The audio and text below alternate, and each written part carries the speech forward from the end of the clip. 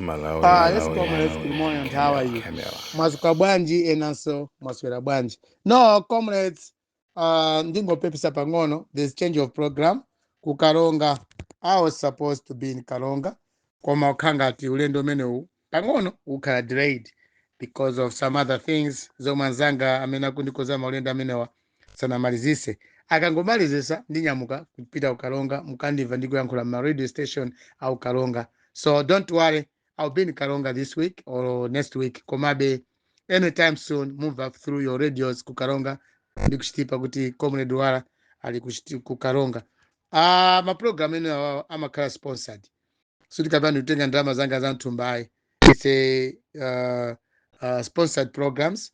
Yomwe nditakapange kukaronga. So my donors or my sponsors zanga kukanga are yet to finalize some of the things. Zomaena kupanga ndimene zimakhalira when you're doing business nima radio stations. So people of Kalonga, don't worry. About these other things, kukuza ndikumangoche. Mangoche, I know you are worried over the days and ndimene president ali ku Chikoko Bay. Antambiri mukanga kuti mufuna mumve kuti ndiyankhulepo zokuzana ndizimene kumangoche. Komanso ena mkudandaula kuti ayi Comrade Duara ngati simunayankhule ife anthu akumangoche timona ngati kuti mwina mwasiya campaign. Yeah, sineyo silingasiye campaign and I'm assuring you kuti campaign ya DK ndinamalizana nayo kale. Ndinapanga kale chilichonse ndinakuzana Malawi chilichonse mkuziwa cha Deso Kabambe. Komanso iwo wa Dr. Kabambeyo nawo sakuziwa anakuuzaniso zomwe azapanga kalowa bomu. Komanso on top of that Malawi naliyesa kuziwa kuti out of all the candidates atapikisana nawo pa nkhani yokuza usogolo wa ziko lino pa 16 September.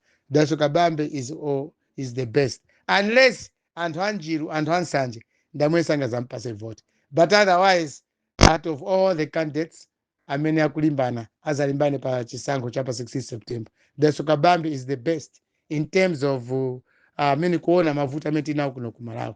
Kabambe is the best. Chwa ziko latuli likudwala, nkhani yake ikudwala nkhani ya poor economy. Economy yathu sili bwino kwenikweni. Ziko lasakazika ili kunkhani ya kainisidwe ka chuma. Palibe chikuonekapo. So munthu amene angabwerese zinthu zimene zili pamozi kuti zikhale bwino ziko lioneke kuti ndi ziko muli anthu opuma kapena muli anthu amoyo kapena muli anthu opemphera ndi Deso Kabambe. Ndi amene angazasinthe zinthu ziko. Palibenso wina ayi chifukwa enawa tinayesapo kale. Ena ndawali pa mpando ndi amene angopanga zinthu zopanda pache kuma State House athu. Angogawa ndalama ku State House awupangisa msonkhano ku State House moti atuluke kunja kuno akuopa chifukwa iwo chilowere mu office achakwera palibe chinapanga cholozeka. So the best candidate is already DK and campaign ya DK nampangira kale kwangosala kuipanga spice campaign ija. That's why ambiri mwaino mwina mufuna materials mufuna nsalu za chipani. Koma otherwise campaign ya DK inapangidwa kale kale. Ineyo ndinokhutira kuti Kabambe pa 16 September azakhala msogolo ziko lino. The press ni yokanika ichakwera. Ena mukambaso kwambiri za alliance. Ambiri mukamba kwambiri alliance akufunika ku opposition. Comrades alliance tenti samayankhule ngati siti makhala ku Malawi kuno. Samayankhule ngati ana ang'ono kapena anthu osaziwa china chilichonse. Ziko lindiratu tinayamba matipali democracy kuyamba 1994. Chambe democracy yathu 1994. Aliyense panopa ndi experience ya zipani. Kodi tikamati tipange alliance zipani zake ndizitiso. For example, mimi ndikonera ineyo painendeka ngati Comrade Duara. What I'm seeing is like this. Chipani cha PP, chipani cha DPP, chipani cha UTM, chipani cha UDF. Onse akuchoka ku Southern Region. Ku Southern Region mwenye kuti angosiyana, ena kuchoka ku Eastern Region, ku Machinga, ena kuzomba. Like PP, msogolo wake ndo kuzomba.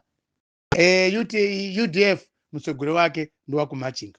Zomba ni Machinga ndi ma district omwe oyandikana. Anthu ake ose nda achawa ayawo amayankhula changude chimozi. Tenti pite huko. Kulomwe belt, ku Southern Region Lomwe belt, kuli DPP msogolo wake Peter Mtharika. Then kuli UTM msogolo wa UTM amachokaso ku Toro. Peter Mtharika and Deso Kabambe, they're coming from the same district ku Toro. Zipani onsewa andi zipani nditu za zikuru ku Southern Region ndi ku Eastern Region. Ditero olokumalawi kunoko. These are bigger parties. Ku Central Region kulibe chipani chomwe chimayambidwa apo choti chikuoneka. Akasimu Chilumba anayesa kuyamba chipani chawo koma sizikulongosoka. Kunali Bakuwaku sizikulongosoka. So the major party in Central Region ndi MCP yomwe upanga dominate. Kumpoto kunoko kulibe chipani. Zipani ziliko ende kuli 4D, Petra, Freedom Party. Kwa ndi zipani chabe by names. Pa ground kuno kumpoto zipani zimene sitimaziwerengaso masiku ano ayi. Kulibe chipani kumpoto. Kungoti kulichabe anthu anapanga register zipani. Koma zipani izo pa ground palibe. Ambiri anthu akumpoto timaona zipani za ku Southern Region kapena ku Central Region. Ena kumpoto kuno ambiri akumpoto tikusapota zipani. Tingoti almost 90% of people of the north we support parties that have got leadership ya ku Southern Region kapena Eastern Region. So let me say like this. Excuse me. Let me say like this. Njenga timukamba za alliance. Alliance imene kufunika mwina ku Southern Region. Ku Southern Region ndi ku Eastern Region ndi anthu amene angatithandize. Anthu tu they can help us. Ngati asogolera zipani amene akuchokera ku Southern Region amagwirizana ndi amene angathe nkhani ya alliance.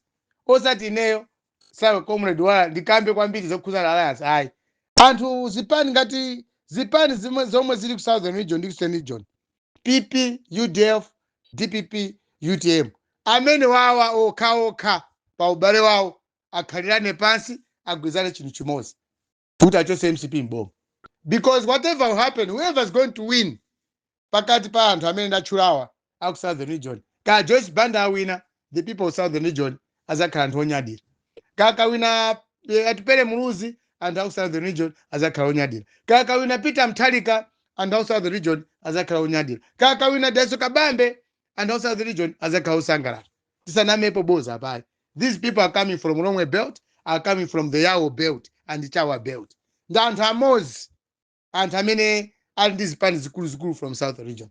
So nkhani ya alliance siyoti tingamayikambe osaona ubale omwe ulipo pa zipani zimene ndachulazi za ku Southern Region. PP, UDF, DPP, UTM ndi chipani chimodzi mene ndikondera ineyo. Angosiyana chabe mwina nyumba koma ndi anthu amozi. So it's up to them anthu amene wawa ku Southern Region akhale pansi apange chiganizo chimodzi. Cho kumpoto kunoko ife ngati akumpoto. We are very ready to vote for one either of them. Maka kumpoto panopa tikatione munthu amene auchuka kwambiri pa amene wanthu aku Southern Region. Ndi ndani? Ndi Daso Kabambe. Daso Kabambe kuno kumpoto zina lake likufeka bwino kwambiri. So siti kuziwa tikoti ku Southern Region ku Daso Kabambe akufeka bwanji. Ngati Daso Kabambe akufeka bwino Southern Region. Ngati a Joyce Banda, Atupele Muluzi, Peter Mutharika aukonda ziko la Malawi. Why not just leaving everything to Daso Kabambe? Angomsapota Daso Kabambe. Chifukwa MCP iliyoka pa Central Region ikuononga ziko. MCP is the only party in Central Region. Komanso ikutionongera ziko. So ngati Joyce Banda ziko awawa kuti MCP ikuononga ziko pa Central Region. Ngati Atupele Muluzi ikuziku mwawa kuti MCP ikuononga ziko from Central Region. Chimozi ya DPP, chimozi ya Daso Kabambe. Ngati akuona kuti MCP ikusokoneza ziko la thuli. Akhale pansi kaya. Agwizane chimozi. Olo mamembers azipani zimene zizi angosintha thabwa kungomvota msogoli mozi. How is the DPP faring in the north? Kuno kumpoto kuno DPP si kweni.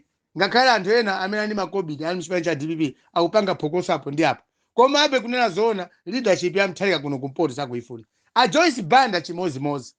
Inde akumaveka apo ndi apo. Koma suti kapena akuveka ngati mene akuvekera anzathu akuvekera achipani cha UTM kapena DPP. A Joyce Banda kumpoto kuno is not faring well.